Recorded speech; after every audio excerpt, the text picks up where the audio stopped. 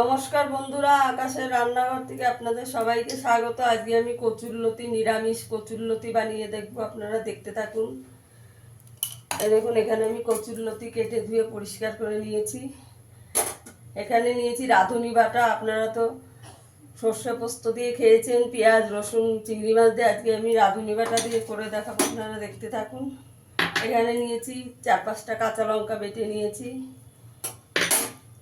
এখানে আমি শুকনো লঙ্কা ফোড়ন দিয়ে দেবো, একটা কালো জিরে দিয়ে দেবো,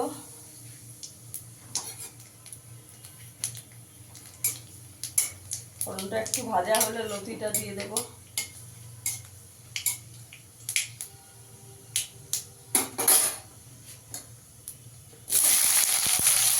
লতিটা দিয়ে দেবো। এবার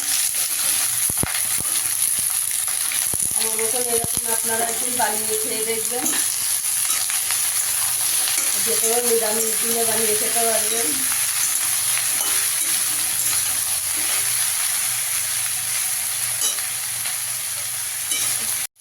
এবার আমি পরিমাণ মতো নুন দিয়ে দেবো, একটু হলুদ দিয়ে দেবো,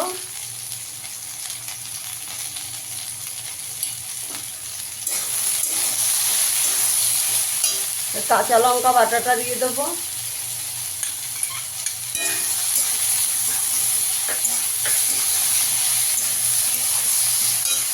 রাঁধুনি বাটাটা দিয়ে দেবো। রাঁধুনিটা আমি শিলে বেটে নিয়েছি, আর একটু মিহি করে বেটে নিতে হবে।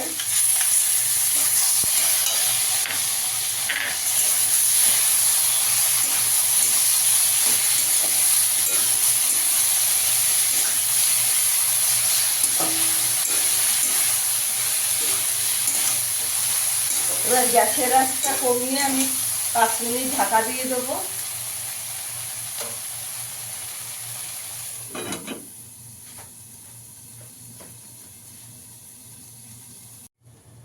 আমি ঢাকনাটা খুলে একটু নেড়ে দেবো। এটাতে কোনো জল টল দেবো না, একদম গ্যাসের আঁচ কম করে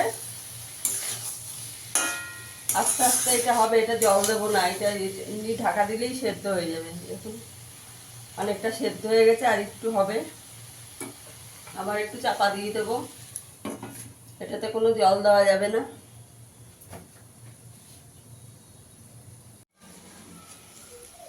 দেখুন আমার কচুরলতিটা হয়ে গেছে, এরকম হবে, একটু ভাজা ভাজা ঝরঝরে টাইপের হবে। এই যে সব সেদ্ধ হয়ে গেছে, গোটা গোটা আছে, এই যে একদম সেদ্ধ হয়ে গেছে। আপনারা এইভাবে বানিয়ে একদিন খেয়ে দেখবেন। ভিডিওটা যদি ভালো লাগে লাইক করবেন, শেয়ার করবেন, চ্যানেলটিকে সাবস্ক্রাইব করে দেবেন। দেখুন খুব সুন্দর হয়েছে, সেদ্ধ হয়ে গেছে, একটু গোটা গোটা আছে।